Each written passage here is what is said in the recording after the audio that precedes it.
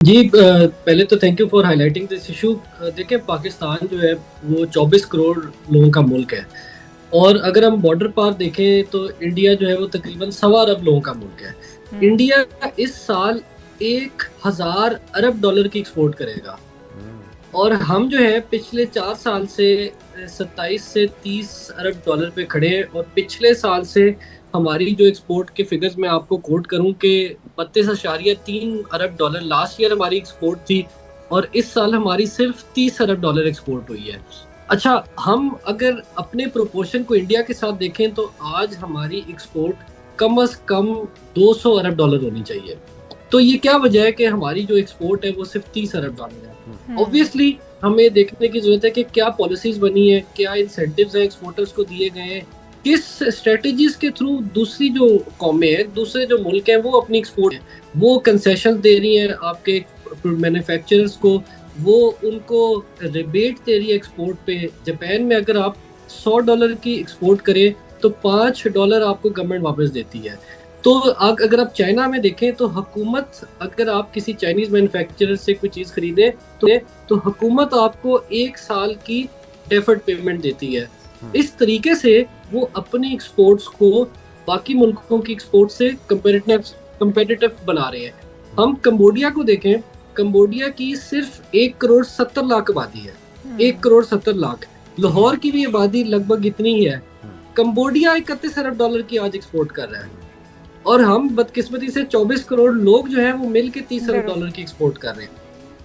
तो इब्राहिम साहब, ये आपके ख्याल में जिस तरह से आपने भी बताया कि पोटेंशियल तो है, लेकिन किस किस शोबे में कितना है? जिस तरह से अभी हम बात कर रहे थे कि मीट का शोबा है, इसके अलावा डेयरी प्रोडक्ट्स हैं, ज़रूरी मुल्क है, ज़राअत के अंदर एक लंबी चौड़ी फहरिस्त है।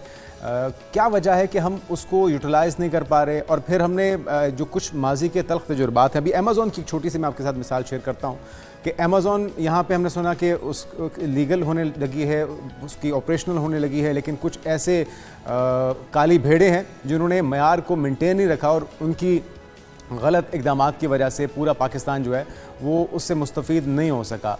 तो एक आगाही और तरीक़ेकार क्या होना चाहिए? बैनुल-अक़वामी मयार के मुताबिक प्रोडक्ट्स होनी चाहिए? कौन सा चैनल होना चाहिए? और अब पीछे अभी ईज़ ऑफ डूइंग बिज़नेस भी तो बहुत ज़रूरी है।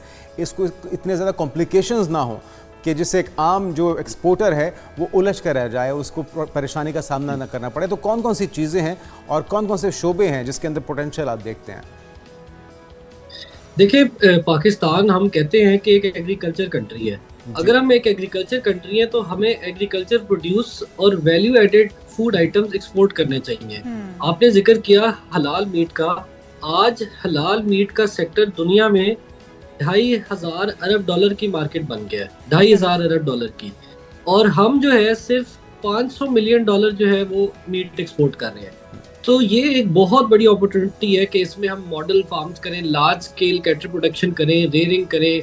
हम जो हुँ, है वो ट्रेसेबिलिटी लेके आए मीट में, अपनी जो ग्लोबल स्टैंडर्ड्स हैं, जो दुरुस्त। इंटरनेशनल ममालिक को चाहिए, सऊदी अरब को, जीसीसी को। आज अगर आप बरतानिया जाएं, वहाँ भी होटल्स और रेस्टोरेंट्स के अंदर हलाल मीट है। तो ये आज ज़रूर। सिर्फ मुसलमानों की नहीं, ये अब वेस्ट की भी जरूरत बन गई है। हुँ, नंबर 1 तो ये एरिया है। नंबर 2 आप देखें कि न्यूजीलैंड की आबादी सिर्फ 50 से 60 लाख है। ये कसूर जितनी आबादी है। और न्यूजीलैंड 30 अरब डॉलर की डेयरी प्रोडक्ट्स एक्सपोर्ट करती है। 30 अरब डॉलर की। आज जो है पाकिस्तान दुनिया का दूसरे से तीसरा बड़ा मिल्क का प्रोड्यूसर है। हुँ, अब हम जो है वो, आप अगर किसी से पूछें बेकरी में जाके, तो जो क्रीम केक के ऊपर क्रीम है वो हम इम्पोर्ट कर रहे हैं। आप किसी से पिज़्ज़े शॉप से दुरुस्त। जाके तो पूछें चीज़ भी तो वो आपको इम्पोर्ट हो बताएंगे रही कि है। जो चीज़ है वो हम इम्पोर्ट कर रहे हैं। तो हुँ, ऑब्वियसली हमें, अगर हमारे पास रॉ मटेरियल है तो हम उसकी वैल्यू एडिशन में जाएं, हम उसकी प्रोडक्शन करें, हम पूरी दुनिया को जो है चीज़ बेचें, हम योगर्ट बेचें, हम मिल्क प्रोडक्ट्स दुरुस्त। बेचें। तो ये इसमें एक ऑब्वियसली बहुत बड़ी अपॉर्चुनिटी है। अगर न्यूजीलैंड 30 अरब डॉलर कर रहा है तो हम कम से कम इसमें 5 अरब डॉलर तो कर सकते दुरुस्त। हैं। वो तो हमारी बदकिस्मती है कि हमारे फ्रूट्स ज़रूरी मुल्क होने के बावजूद हर तरह का मौसम यहाँ पर है, हर तरह की काश्तकारी यहाँ पर हो सकती है, इसके बावजूद भी हम बहुत सारे फ्रूट्स भी इंपोर्ट करते हैं, बहुत सारी फसलें, बहुत सारे अजनास हम इंपोर्ट करते हैं। इवन नमक हमारे पास इतना वाफर मिकदार में, माइंस हमारे पास मौजूद हैं, इसके बावजूद हम नमक जो है वो उस तरह से पूरी दुनिया में अपना एक्सपोर्ट नहीं कर पा रहे हैं। तो क्या समझते हैं, हुकूमत की तवज्जो नहीं है इस तरफ? क्योंकि आप भी शोबे से वाबस्ता रह चुके हैं, आप बेहतर बता सकते हैं कि अभी तक हुकूमत इस तरफ गौर क्यों नहीं कर पाई है, क्यों नहीं इस बारे में सोच पाई है कि अपनी हमें एक्सपोर्ट को बढ़ाना होगा बजाय इसके कि हम इंपोर्ट पर इन्हिसार करें। आपने जी बड़ा ज़बरदस्त जिक्र किया एक सेक्टर का जिसमें पाकिस्तान में अनलिमिटेड पोटेंशियल है, वो है सॉल्ट, आपका नमक जो है। हमारे पास जो है अल्लाह ताला ने तकरीबन world's largest deposit of salt दिया है कलर कहार रेंज के अंदर। अच्छा, अगर आप उधर माइन माउथ पे जाएं और आप उनसे पूछें कि इधर पिंक सॉल्ट का क्या रेट है, वो $10 का उधर एक टन बेच रहे हैं। अच्छा, वही सॉल्ट आप जब अमेज़न पे जाके देखेंगी तो वो $10 का 1 किलो बिक रहा है। इधर आपको $10 का एक टन मिल रहा है, अमेज़न पे आपको $10 का 1 किलो मिल रहा है। एक आपकी जो माइन है उसके अंदर 2 अरब टन का सॉल्ट का डिपॉजिट है। सिर्फ वही माइन आपकी जो है वो आपको tens of billions of dollar generate करके दे सकती है। तो इसमें ऑब्वियसली उसकी प्रोडक्शन है, ठीक है, उसकी जो इंटरनेशनल सस्ते दामों खरीद कर डिफरेंट ज़राए से उसके बाद भारत उसके ऊपर अपने लेबल लगाता है और उसको डिफरेंट मार्केट में सेल करता है। तो ये तो हमारे साथ हो रही है, हमारे मुल्क का अलमिया है। हुकूमत का काम है देखिए पॉलिसी देना, ठीक है। आप अगर चाइना जाएं आप देखेंगे कि एक शहर है उनका फोशान, वो पूरी दुनिया को फर्नीचर बना के बेच रहा है। एक आप उनका शहर देखेंगे शेंजन, वो पूरी दुनिया को टेक्नोलॉजी के प्रोडक्ट्स बना के दे रहा है। दुनिया में जो मुल्कों ने तरक्की की है वो की है क्लस्टर बेस्ड ग्रोथ की कॉन्सेप्ट के बेस पे। क्लस्टर बेस्ड ग्रोथ, इसमें होता ये है कि आप एक एरिया को डेजिग्नेट करते हैं, उस डिस्ट्रिक्ट में उस एरिया के उस सेक्टर के लोग आके बसते हैं, उस सेक्टर के आप वोकेशनल ट्रेनिंग इंस्टीट्यूशन एस्टेब्लिश करते हैं और वो आपस में जब compete करते हैं तो वो उनकी महारत अपने शोबे में इतनी हो जाती है कि वो फिर दुनिया की और रीजन की कंपनीज के साथ जाके compete करते हैं। तो ये आपने क्लस्टर बेस्ड ग्रोथ का कॉन्सेप्ट है। ये आप चाइना में देखेंगे, आप जापान में देखेंगे, आप वियतनाम में देखेंगे। वियतनाम आज $25 अरब के जूते बना के दुनिया को बेच रहा है। अब मुझे बताएं, मेरे मुल्क के अंदर 12 करोड़ लेबर वर्कफोर्स है, 60 लाख लोग बेरोजगार हैं, तो ये क्या वजह है कि हम जो है वो जूते बना के दुनिया को नहीं बेच सकते? अच्छा इब्राहिम साहब, आपके ख्याल में अगर फ़र्ज़ किया हम बिल्कुल ही बेसिक से अगर बात करें, कम से कम $50 अरब हम अपनी एक्सपोर्ट से हासिल करना चाहें तो कौन से इक़दामात हैं जो किए जा सकते हैं और वो क्या रुकावटें हैं जो अभी तक दरपेश हैं हमें?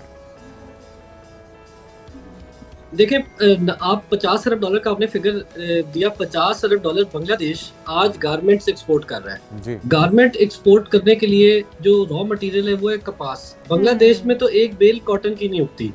वो जो है वो कॉटन मंगाते हैं, वो जो है उसके साथ गारमेंट्स आगे स्टिच करते हैं, स्पिनिंग वीविंग पूरा, और फिर जाके वो पूरी दुनिया को $50 अरब के कपड़े बेच रहे हैं। पाकिस्तान आज $20 अरब की एक्सपोर्ट कर रहा है। नंबर 1, आपके पास आज के दिन में $10 अरब की पोटेंशियल है टेक्सटाइल की। मैं समझता हूँ कि आपके पास कम से कम $10 अरब की पोटेंशियल है डेयरी की। $10 अरब आप मीट में कर सकते हैं। अगर $2,500 अरब की मार्केट है तो आप इधर देखें कि 70% पाकिस्तान में, पंजाब में जो गांव में लोग हैं वो लाइफ स्टॉक से मुंसलिक है।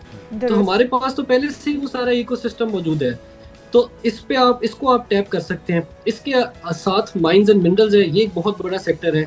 अच्छा, आईटी को हमने अभी तक डिस्कस नहीं किया। इंडिया जो है वो पिछले साल सिर्फ आईटी की एक्सपोर्ट में $30 अरब ज्यादा उसने कमाई है। हमारी टोटल आईटी की एक्सपोर्ट $5 अरब है। अब हमारे पास नौजवान नस्ल है, यूनिवर्सिटीज हैं, हम उनके वो पहले ही फ्रीलांसिंग कर रहे हैं, लेकिन हम उनको वो फैसिलिटेशन नहीं कर रहे। जो उनके डॉलर्स होते हैं वो हम उनको रिटेन नहीं करने देते। जो टैक्सेस हैं 35-40% जब तनख्वाह पे किसी की टैक्स हो तो वो क्यों पाकिस्तान में रह के काम करना पसंद करेगा? तो जब आप एक्सपोर्ट को डिसइंसेंटिवाइज कर दें, आप कहें कि आप एक्सपोर्ट ना करें, ऐसी पॉलिसी हो, तो फिर पाकिस्तान की जो एक्सपोर्ट है वो बदकिस्मती से नहीं बढ़ सकेगी। लास्ट जो आपकी एक्सपोर्ट बढ़ी थी वो आपकी एक्सपोर्ट बढ़ी थी आपका जब फेडरल के अंदर केयर टेकर गवर्नमेंट थी, और उसके अंदर मैं आपसे फिगर शेयर कर देता हूँ कि हमारी जो एक्सपोर्ट थी वो 27.8 अरब डॉलर से 30.9 पे चली गई थी। और हमें देखना चाहिए कि उस टेन्योर में जो हमने ऑब्वियसली इंटरवेंशंस की, ठीक है, जो हमने मार्केट्स ओपन की, एक बहुत बड़ा एस्पेक्ट है ओपन करने का कि आपके पास यूरोप की, यूके की, जापान की, रशिया की, जीसीसी की, सेंट्रल एशिया की मार्केट्स अच्छा, ओपन। एक